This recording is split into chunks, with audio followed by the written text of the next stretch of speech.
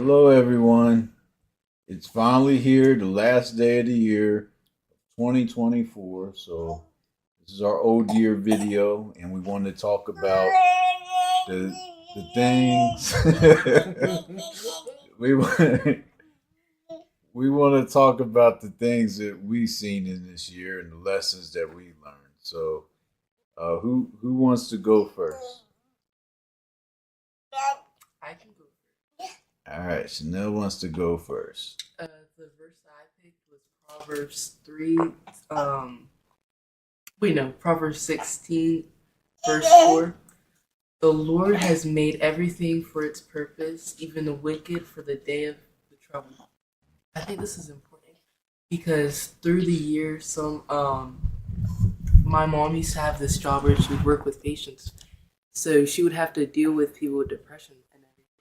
I think it's important to know that God has given everybody a purpose. Yeah. He's given everybody a purpose and a reason for living, and we should fulfill that purpose in the new year, in the new years to come. Yeah, I agree. Anybody got to add on that? She's right. Yeah, I agree. 100%. We all have a purpose, and Yeah. sometimes we forget that we do have a purpose. And to piggyback on what Chanel just said, yeah, my clients that I used to work with who struggle with depression and couldn't find a reason to live, and sometimes we would go as far as finding one small thing to hold on to. It could be, their dog. Like, do you care about your dog? Okay, well, today let's live for that dog. It's like people always trying to find a purpose. And I feel like sometimes when that's missing, we feel lost. So I completely agree with that. Yeah, I do too. I know this group of people that we can barely fit in this camera. they they keep me going. They've kept my wife going. Bayo is usually very quiet, so this is what's funny. If it wasn't Kai making noise, now it's Bayo. All right, well, babe, you want to? Well, we'll let Emma go next. We'll let Emma go next. So my verse was Proverbs chapter 3, verse 1 through 2. It was, "My son, do not forget my teaching, but let your heart keep my commandments. For for length of days and years of life, and peace they will add to you." What this verse means to me is that if you listen to your parents, then and listen to God's teaching, then it will give you a better life. And yeah. Yeah, because we don't got no no ill will towards our kids, do we? Mm-mm. So everything that we tell you or something, it's always for your best. We care for you even more than we care for ourselves sometimes. It's really good. When you don't have this though, you have to almost see yourself as a parent to yourself. And that's different. All right, and then I'll do mine. And mine is Matthew 10:14. And if anyone will not receive you or listen to your words, shake off the dust from your feet as you depart from that house or city. And the reason that this is so impactful to me is I, through this year, have had 3 different jobs. I graduated from something, and then I'm now in my graduate program. It's been a tremendous year, with even almost losing my wife. to have another baby. It's been a very tremendous year. And what I've learned though is that scope, that if you're not accepted somewhere and people don't see your value, the world is too big to just be stuck in one place and think that's how all that you can be, or that's all that people will ever see you as.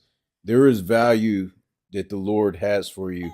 And if they don't receive your value where you're at, then move on. There's greater and bigger things for you.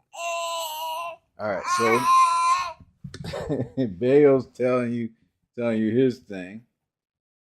But now let's go to Christina. Okay, so my verse is Philippians 4, verse 10 through 13. And it says, I rejoice in the Lord greatly that now at length you have received your concern for me. You were indeed concerned for me, but you had no opportunity. Not that I am speaking on being in need, for I have learned in whatever situation I am to be content. I know how to be brought low, and I know how to be abound. In every circumstance, I have learned the secret of facing plenty and hunger, endurance and need. I can do all things through him who strengthens me. So, when I was picking that verse, I was thinking about, the different hats, I got to wear in life. I'm a mom. I've been a college student. I've been a single mom. There's like so many situations that I've been in, and sometimes like I feel like I'm always chasing something. It could be the next degree, the next title, the next this, the next that. And this year was the first year where like I literally stood still and just being a mom and staying home, with two little boys. Man, it's different. And I remember thinking like I should be doing a lot more. I got my degree, I should be working, I should be doing this. But then there are days where I'm like, okay, their childhood is temporary, and my degree will always be there. And so I look at it as a opportunity, and also, I keep thinking like there's a saying that I used to tell my clients all the time, grow where you're planted. And I feel like that is an area, that I need to grow. And just another area, I should say, that I need to grow, because I've been put in really difficult situations, like uncomfortable, where I'm like, I'm done. I'm ready to, walk out. Like, this is uncomfortable. I don't know if I can do it. And I've grown from those situations. And I feel like this is another opportunity where this is where I'm at right now. And this is where I'm needed. And this is where I need to grow.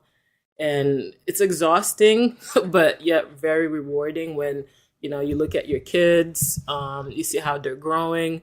And speaking of that, like I'm looking at the verse of the day from last year, looking at the girls, looking at Kai, like they had that, the little baby face. And now like they're maturing into like, the person that they're supposed to be. And, I'm thinking about like, how you're with somebody one day and the next they're gone, or you look at your parents that you look at them and they're so as a kid, like they're literally giants to you. They seem unbreakable. They seem they seem like heroes, like superheroes. And then as adults, and then you get to see your parents, it's almost like, I don't know if everybody's seen this or if it's just me. It's almost like they shrunk and they look very fragile. Yeah. And it makes me think of like how precious life is. And sometimes like we trying to rush like whatever situation that we're in so we can get to the next situation. And we didn't really absorb whatever lesson, whatever opportunity that was in that particular situation.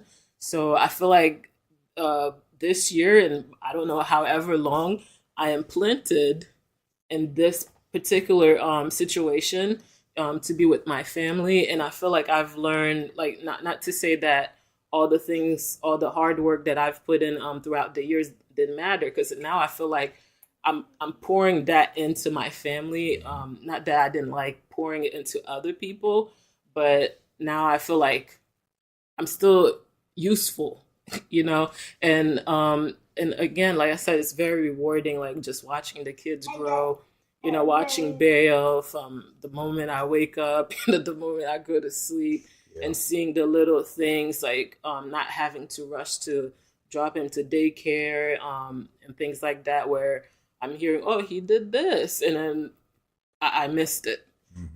So it's been a very interesting year. But like I said, I've learned a lot, and I've grown as a person, and I've experienced things that I've never experienced before.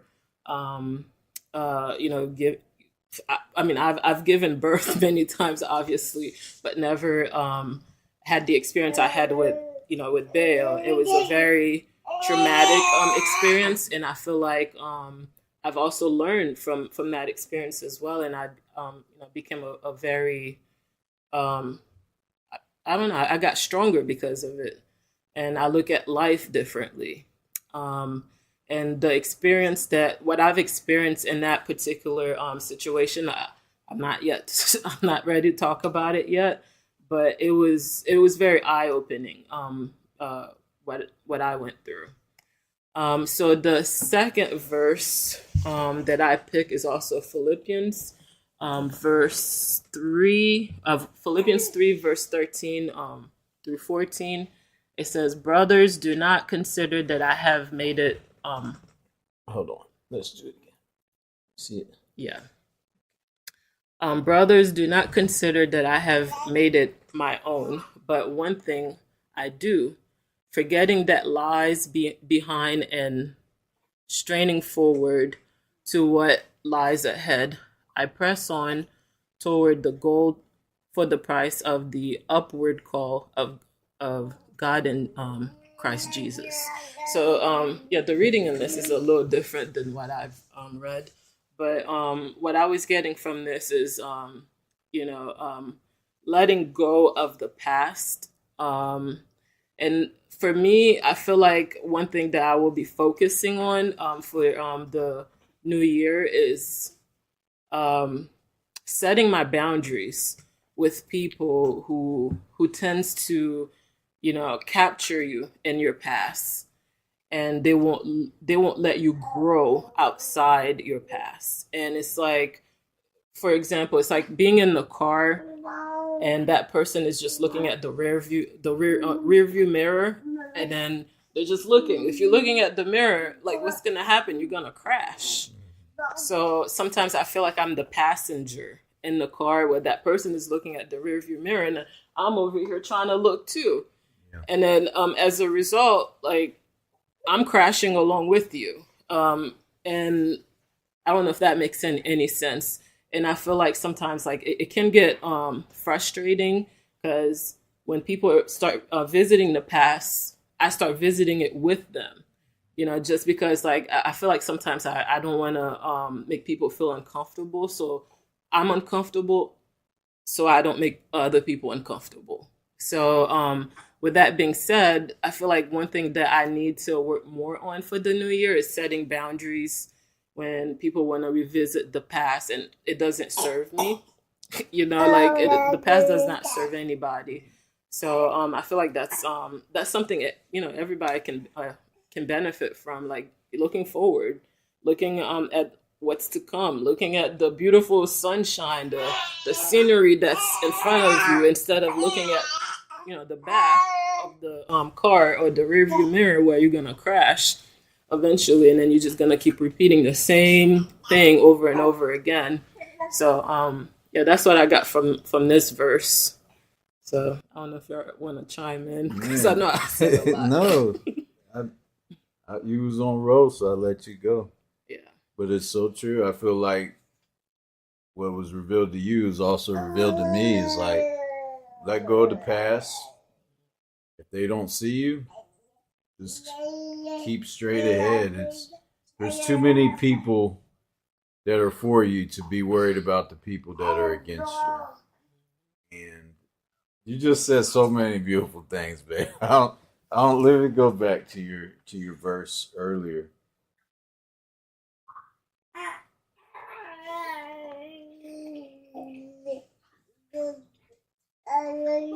Yeah, I wanted to also chime in with what you were saying about being at home. She's been such a support for me. Just I can't I can't even describe what she's been able to do for me and this family by staying home and teaching these boys and growing them. Like Kai is doing so much better. Bayo, he's such a sweetheart, and she's right also about cherishing the time because I think about it. Even when your kids aren't behaving, it's a moment you can't get back. It's a moment that you can't get back. You laugh at. Bubby was just in my face about 3 minutes ago, and he wouldn't get out of my face. And I kept saying, "Bubby, give me the space." But honestly, these are all beautiful moments. And when I look at Bayo, well, I look at Bayo and I get to feed him, and he just likes to stare at me straight in the eyes. This boy is huge. He's very big. When he was 7 months, he was wearing 12 months. Right now, he's still 7 months, and right now he's wearing 18-month outfit. He's a very big boy, and I'm like, Bale, why are you taking away my time? This is my time to hold you as a little baby. But yeah, she's right. All these times are very precious, and enjoy the struggle. That's something that I wish now we're not in as much struggle as we was, but I kind of look back and think that maybe in those times of struggle I should have had more faith, and I should have understood that these times I'll even look back on when I'm in heaven, because when I'm in heaven these boys won't be babies. So enjoy the moment that you're in. Be thankful for the life that God gave you. That's a verse. I'll put it up. But that's a verse. Be thankful not for the life that I have or the life that your neighbor has or life that the rich person has. Be thankful that for the life that God gave you. And also, in every situation you're in, be a believer. These are the things that we got out of this year. And yeah. So grow where you are planted. Grow where you're planted. You girls got anything else to say? No. I think you guys said some very important stuff. You did too. Both of you girls. So we'll pray. Who wants to pray us out? Wait, Bubby, we didn't have you talk. Come here. What did you learn for the year, Bubby? Come over here and speak into the mic. Come over here, Bub. Okay, that's what he learned. Who wants to pray? I can pray. I think you can hear you. Okay. Dear Heavenly Father, thank you for this year, Lord. Thank you for everything you've given us in this past year, and please say we're to have many more things in the upcoming years, Lord. And thank you for this understanding that you have given us and will give us, Lord. In Yeshua's name, pray. Amen. Amen. Happy New Year. We love y'all. See you next year. Bye-bye. Bye-bye. Bye-bye.